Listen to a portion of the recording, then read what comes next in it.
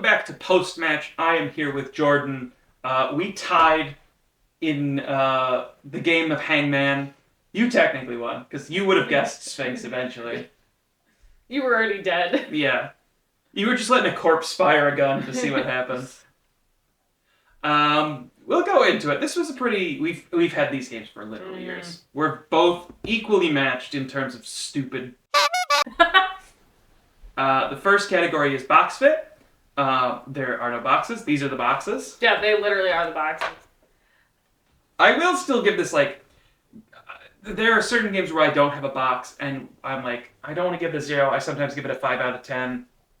This, I'll give, like, slightly higher. I'll give it, like, a 7 or an 8, just because these are very nice, and they do stack, and they hold all the pieces. And it's, like, everything you need. Like, as long as you have this, you're good. Yeah. Even if you lost one of them, you could have, like, a bunch of people guessing, and you're just turning with a group. Like, you think, like, classroom style. Mm-hmm. Out of 10, I feel like I'm only going to give it a 7, though. They have endured many, many years of us being super rough with them. But I cannot stand when you open it, and this is what it looks like on the inside, and then you have to organize them. And yeah, it's not... once you lose a tile... it's gone. It's gone. Do these close when they're fully... Oh, they do close. Yeah, well, but at the moment you us. pick them up, like, if they were slightly shorter... No, yeah, mine still stayed in. I guess we just suck. Okay, well, maybe you just... Nevertheless, really bad at this as she persisted. It's the yeah, we just don't pick them up correctly. Fine, I'll give it an 8. Cool, I'm still giving it a 7. Our next category is rules. There's no rule book for this. This is, however, like a standard classic game. I feel like everyone kind of just knows the rules. If you don't, go watch the rule book. Or just watch Wheel of Fortune. It's the same thing. Oh, I was trying to plug us. Somehow the rulebooks don't need plugging. It's the one thing where I'm always like, oh, these rulebooks do fairly well. I think it's because it settles arguments. I know that there's been a time where my friend group was going to play a game that we played on the channel, and like people were like talking about the rules, and I was like, I have a video. I can just play the video for you guys, and it's only like 3 minutes. Rules for this out of 10? Out of 10. I don't want to give it a 10, but I feel like it's just so straightforward. Like, yeah, you guess a letter, and then you turn it. It's just that simple. So it's just a 9? that simple. I'll give it a 9. Okay, I'm going to give it a 10 because it's the fact that like we don't need the rule book. I will say when you got here, you did ask, "How do I play?" It took me a second to like. But I think it's like riding a bike.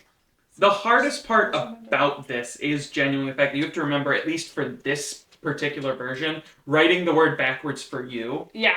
Because there have been quite a few games where you're like, I don't know the word, but it's because your dumb cousin wrote it so they could read it, and you're like... I was laying mine down so I could see the word, and then putting it up backwards. Yeah. Next category is gameplay, also out of 10. We've just played 3 games. I thought it was great. It was super easy. We played once, and it was easy to reset. It's easy to turn. Mm-hmm. This is little tiles. My big fat fingers. So 9. Switching them just this way is so difficult. For no reason. So 10 for you? Yeah. It's just such an easy go-to game. You can really play this with any kids. This would probably actually be a good game for Molly. Like, because she is working, like, I could do sight words. Oh, yeah. I'll also give this a 10. It's just a classic game. Yeah. Unfortunately, some classics do just get a 10 for being old. Veteran status. This game gets a discount at the Denny's for breakfast. Short-term replay... We're going to move on from that. Short-term replayability. We just finished playing Would You Want to Play Again? This one's at 5. I play another round. 5. Okay. They're very short. Even when we were, like, we ran out of turns. You ran out of turns, you're done. You're dead. Mm-hmm. We played on, but that was a choice because we were having fun. Yeah. I'm going to give this a 4. I do think that there is, like, a number of games afterwards where you're like, I think I'm done. I think it is more than 4, less than 10. I don't know what that number is, but I feel like you can get to a certain point and be like, we can switch. It also depends on the person you're playing with. If they're gonna pick like dumb words, like Yeah, if I've picked fart 5 times in a row. But also if they picked like if you picked words like sphinx. Like when I was Googling words, they were like, here's like 8-letter words that have no vowels, but they're real words. I'm like, that would be obnoxious if someone picked words like that. I picked Sphinx for the last round because it was Chekhov's gun. Before, I don't even know if it was during the recording, but before I was definitely like, oh, Sphinx is one of the hardest words because there's no real vowels and those letters don't look real together. Yeah, that's why when I saw the N and the Y, I was like, oh, this stupid son of a And that's why I picked boobies, is because we had jokingly said that we always pick poop, fart, and boobies. boobs. Yeah. Like, we're adults. Stupid.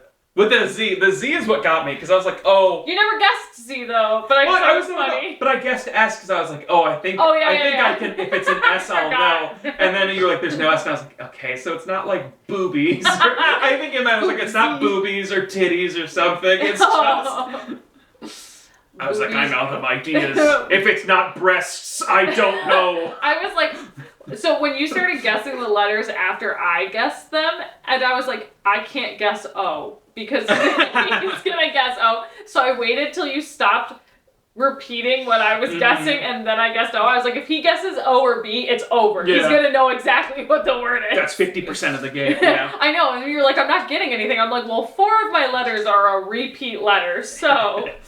Our next category is the inverse. It's long-term replayability out of 5. Down the road, would you want to play this again? I would say 5. I mean, we did play this again. At our grandma's house, there was this little chest, and this is where they lived. I remember it being super difficult to open because it was like a key knob, and we could never find a key. For no reason, yeah. So you have to like go find something to shove in there and open it up.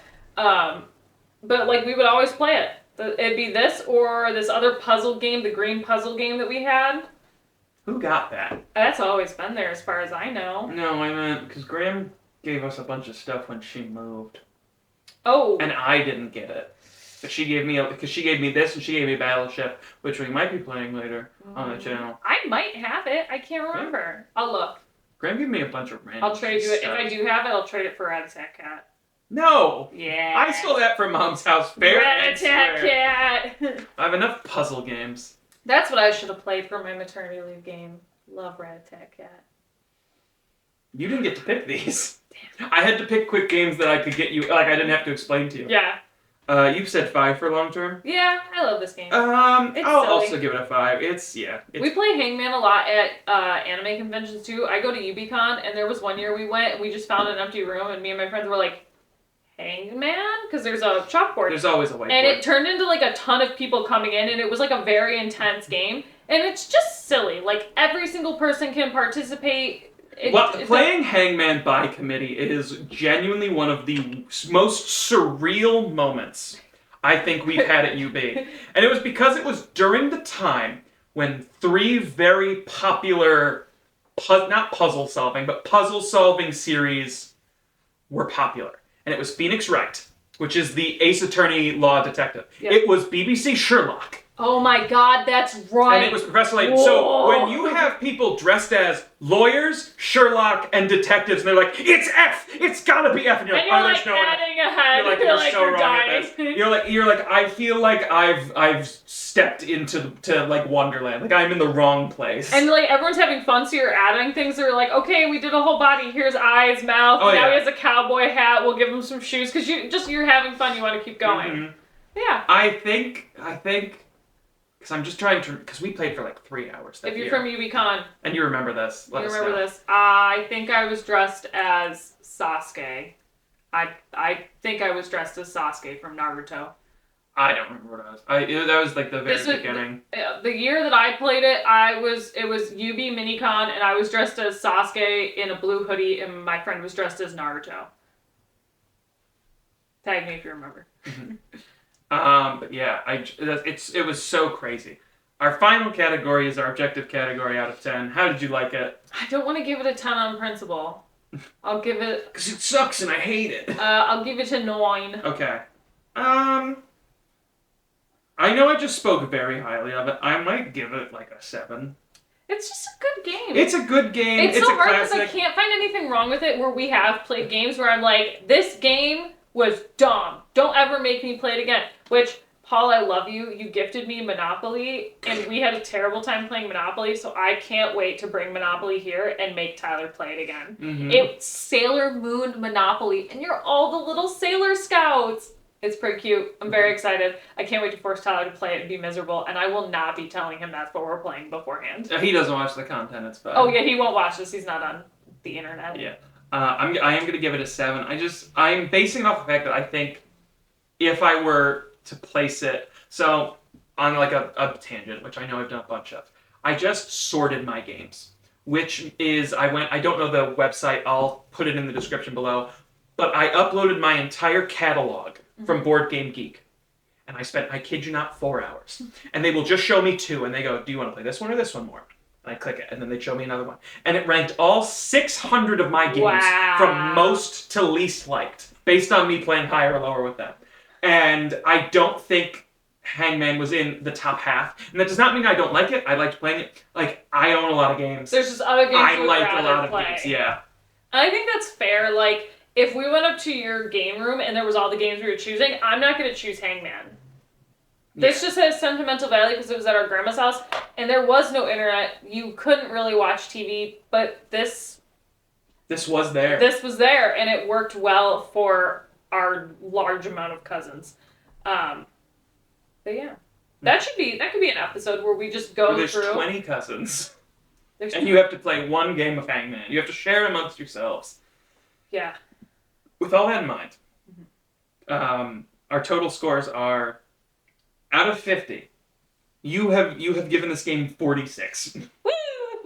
I knew it was gonna rank kind of high just because, like, there's nothing bad I can say about it. Yeah. It's just and most of those points are just off of that I didn't like it and there's no box. I gave it a 43. Still pretty good. Mm-hmm.